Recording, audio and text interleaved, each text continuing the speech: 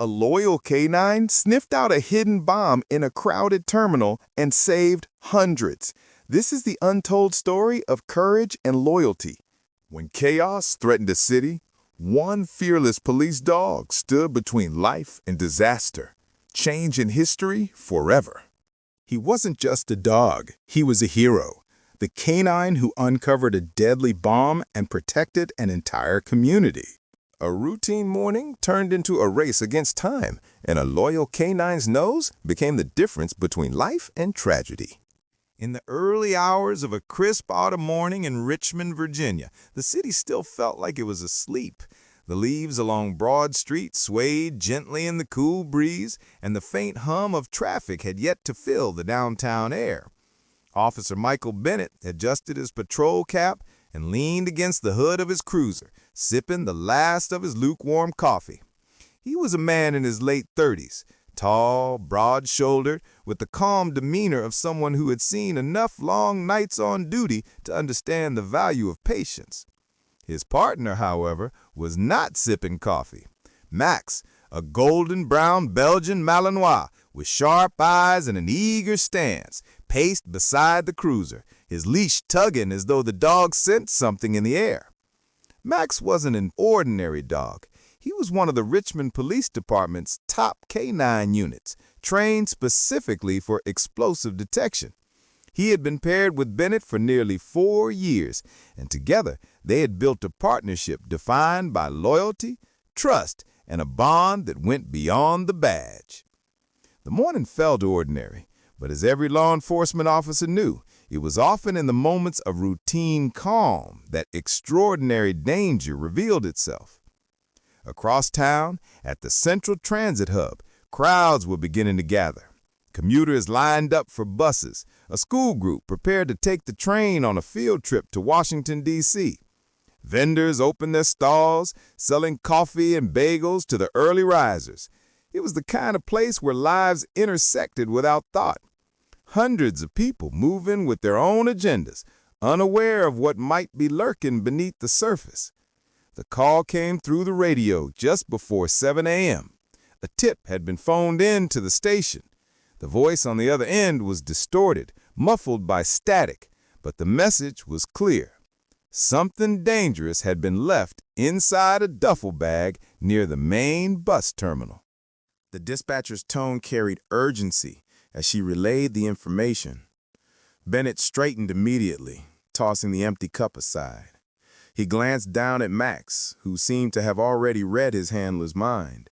The dog's ears perked, tail rigid, muscles taut like a coiled spring. "Looks like it's time to work," Bennett muttered, sliding into the driver's seat while Max hopped into the back, ready as always. The cruiser's siren wailed, piercing the quiet streets as they sped toward the terminal. By the time they arrived, the scene was tense. Officers had begun to cordon off the area, ushering confused commuters away from the entrance. Parents clutched their children tightly.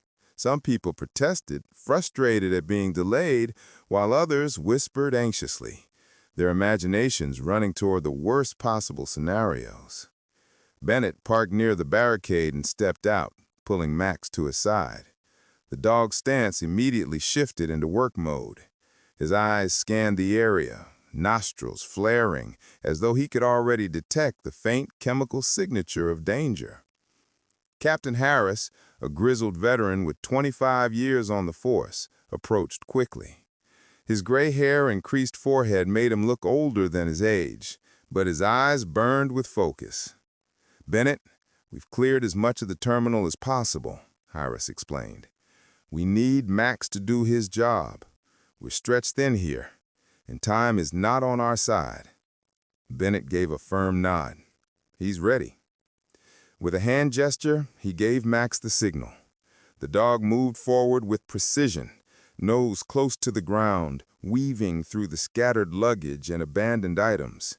Every step was careful, deliberate, yet filled with purpose. The crowd that had gathered behind the barricades watched in silence, some in awe, others in fear. Children tugged at their parents, pointing at the brave dog who walked where no human dared to go. It didn't take long. Near the center of the terminal, beneath a row of benches, Max froze. His body stiffened, tail straight, and he sat abruptly, eyes locked on a dark green duffel bag. It was the signal he had been trained to give, a silent but powerful message. Danger was here. Bennett's heart skipped a beat. He raised his hand, signaling the bomb squad that stood ready nearby. Officers rushed forward with protective gear, carefully surrounding the area. The world seemed to move in slow motion as the bomb technicians approached the bag, their hands steady despite the weight of what might happen if a single wire was pulled wrong. Minutes stretched like hours. The crowd was hushed, holding collective breath. Finally, the technician raised his hand. Inside the duffel bag were wires, triggers, and enough explosives to level the terminal had it been detonated. A murmur of shock rippled through the gathered crowd. Some gasped, others clutched loved ones tightly. The bomb squad quickly and safely disabled the device, but there was no mistaking the truth. Max had just saved hundreds of lives. Bennett dropped to one knee and hugged Max tightly, whispering words of gratitude into the dog's ear. Max wagged his tail, tongue lolling, unaware of the magnitude of what he had just done. To Max, it was a job, a task well executed, a signal given to his partner. But to the people gathered there, it was nothing short of a miracle. News cameras soon swarmed the scene. Reporters jostled for position, eager to capture the image of the loyal canine who had become a hero. The story spread quickly across television broadcasts and social media feeds. Bomb plot foiled by police dog. Canine saves hundreds at transit hub. Hero dog prevents disaster in Richmond. What few people understood, however, was that behind this moment of triumph lay a much deeper story. One that began years earlier when Max was just a pup destined for something far greater than an ordinary life. The weeks following the bomb incident at the Richmond Transit Hub were a whirlwind of recognition and relief. Newspapers printed Max's picture across their front pages. Local television stations replayed footage of the Belgian Malinois sitting alertly by the duffel bag, his sharp eyes locked on the threat before anyone else had dared to approach. Families who had been at the terminal that morning sent handwritten letters to the police department, thanking Max and Officer Bennett for saving their lives. For Bennett, the spotlight was both humbling and overwhelming. He knew his partner deserved every ounce of praise, but behind the cameras and accolades, there was something heavier that lingered in his mind. If a bomb had been left in the heart of Richmond once, who was to say it wouldn't happen again? Max, however, seemed blissfully unbothered by the attention. Back at home, he returned to his routines, chasing tennis balls in the backyard, curling up at Bennett's feet in the evenings, and leaning his head against the officer's shoulder after long shifts. To Max, he was just doing his job. But for Bennett, every time he looked at the dog, he felt an ache of gratitude he could never fully express. His partner had saved not just strangers, but his own city, and in many ways, his own sense of purpose. As winter approached, Richmond prepared for its annual holiday parade, an event that drew thousands of families downtown. Security was always tight, but this year the stakes felt even higher. Intelligence reports suggested chatter about potential threats targeting large gatherings. The department's bomb squad was on alert, and every K-9 team had been assigned patrol duty. Bennett and Max found themselves walking a route that skirted the edge of the parade staging area, weaving between floats, vendors, and marching bands, warming up their instruments. Children reached out to pet Max, and though Bennett usually discouraged distractions during duty, he allowed a few quick pats. The dog stood tall and calm, ears flicking at the sound of distant drums. To the public, Max looked like a symbol of safety, a hero watching over him. But Bennett knew the truth. Max wasn't just a symbol. He was their first line of defense, the one who could sense danger before anyone else. About an hour into their patrol, Max's demeanor shifted. His head snapped to the left, nostrils flaring. He tugged at the leash, pulling Bennett toward a stack of vendor supply crates near a food stall. Bennett's pulse quickened. He gave the subtle command, and Max moved with intent, circling the crates, nose working furiously. Then, just as he had at the transit hub, Max froze. His body stiffened, tail straight, and he sat firmly in place. Bennett's heart pounded. He immediately called it in. Officers cleared the area, ushering parade participants and families to safety. Within minutes, the bomb squad arrived, their heavy suits moving methodically as they examined the crates. What they found sent chills down every spine present. Another explosive device, larger than the first.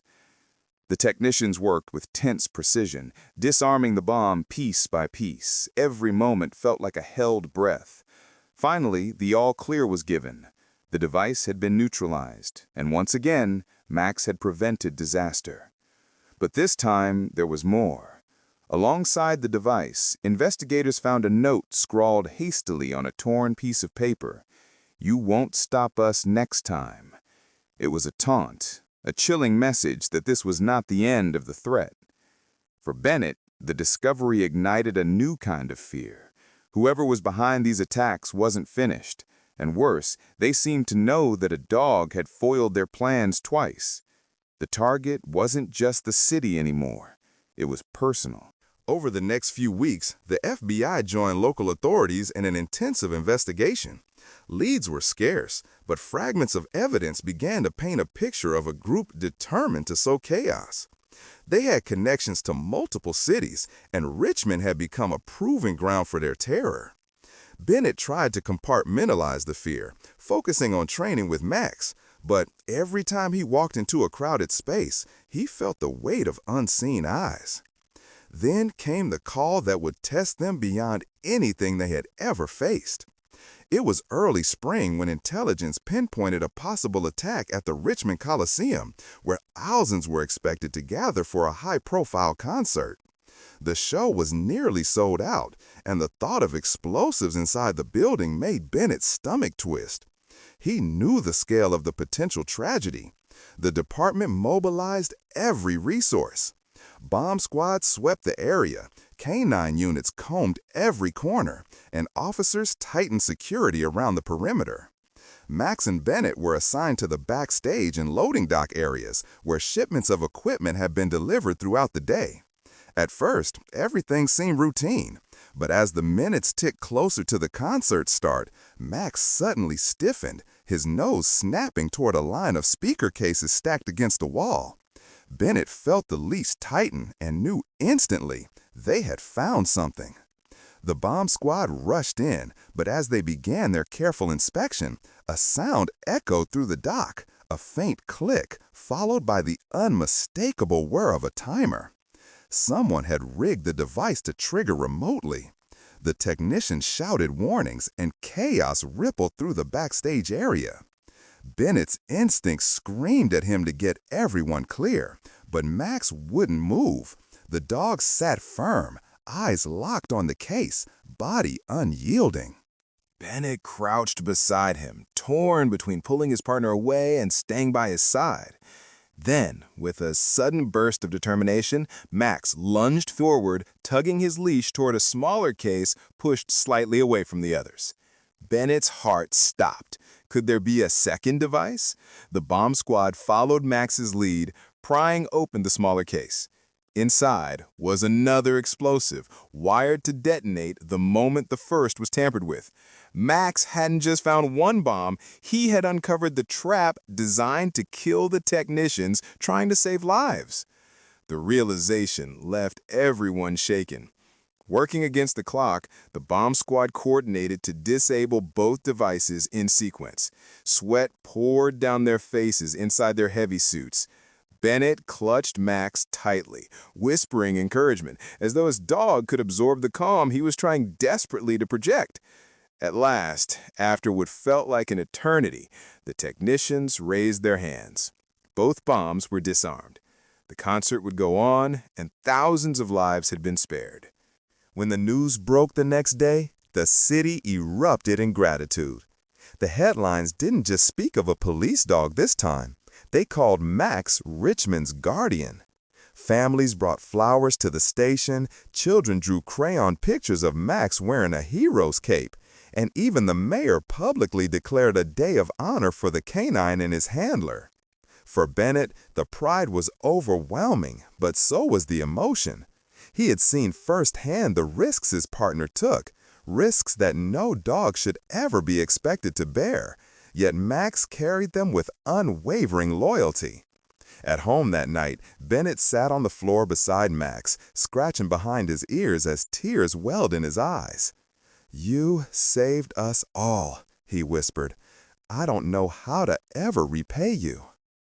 The bond between them had always been strong, but after those months of danger, it was unbreakable. Max wasn't just a partner or a tool of law enforcement, he was family, a friend who asked for nothing in return but love and trust.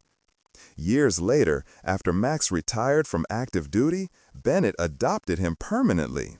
The dog who had once sniffed out bombs and stood unflinching before danger now spent his days stretched out in the sunlit backyard, chasing the occasional squirrel and curling up at the foot of Bennett's bed each night. Neighbors still waved when they saw them on walks, often stopping to thank Max again for his service. Children who had grown up since those frightening days still remembered the dog who had saved their parade, their concerts, their city. When Max eventually passed, the city mourned him as though he were one of their own. Flags flew at half-mast outside the police station. A bronze statue was later erected near the transit hub, depicting Max in his alert stance, ears perked, eyes forward. At the base of the statue was a simple inscription: "He saved hundreds. He gave everything." For Bennett, life never felt the same without his partner by his side. But every time he walked past that statue, he felt a swell of pride and gratitude. Max's legacy wasn't just about the bombs he found or the lives he saved. It was about loyalty, courage, and the reminder that heroes sometimes come with 4 paws and a wagging tail. And as the years went on, every new recruit to the Richmond Police Department's K-9 unit learned about Max. His story was told not as a legend, but as a truth, the tale of a loyal dog who stood against fear and gave a city hope. So whenever Richmond faced uncertainty, whenever people felt afraid, they could look to the story of Max and remember that sometimes the bravest guardian of all doesn't speak with words. He speaks with loyalty, heart, and an unshakable devotion to protect. Like, share, and subscribe for more stories of loyalty and courage.